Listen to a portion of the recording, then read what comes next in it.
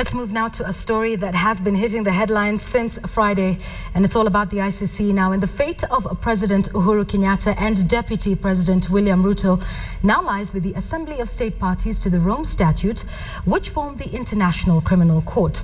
Now, with a crucial meeting set to begin this Wednesday, the question now is, what next for Kenya? KTN's political editor Ben Kitili digs deeper. Reckless abdication of global leadership, contempt for the African position. Those are some of the adjectives the Kenyan government has used in reference to the move by 8 members of the United Nations Security Council to abstain from the crucial vote that led to the collapse of Kenya's ICC deferral bid. We now can say we have genuine, legitimate, consistent friends. All 8 nations, led by the United States, Britain and France, however, seem to point Kenya back to the International Criminal Court, insisting that Africa's solution lies at the Hague-based court. Rejection of the deferral resolution means that the African nations will now turn to the Assembly of State Parties to the Rome Statute, which meets from November 20th.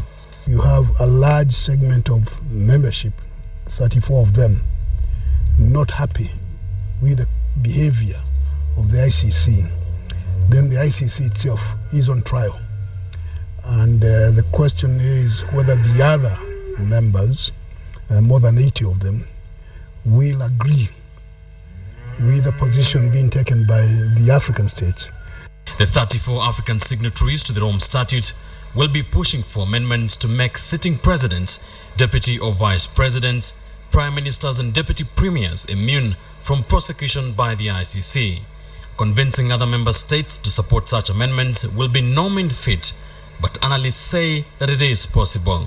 Assuming the African states stick together and they persuade, let's say, another 13 to agree with them, then it's most likely that there will be serious restructuring of the ICC. However, Siaya Senator James Orengo, one of the most vocal leaders in the minority coalition court, says amending the Rome Statute would be retrogressive.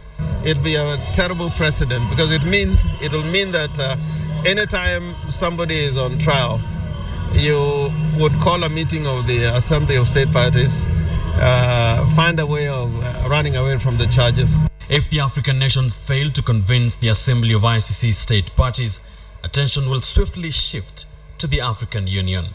The AU has threatened to convene a head of state summit meeting to ask its 34 members to pull out of the ICC. This too, Orengo says, will not work. The AU, whatever resolution they make, will be an exercise in futility.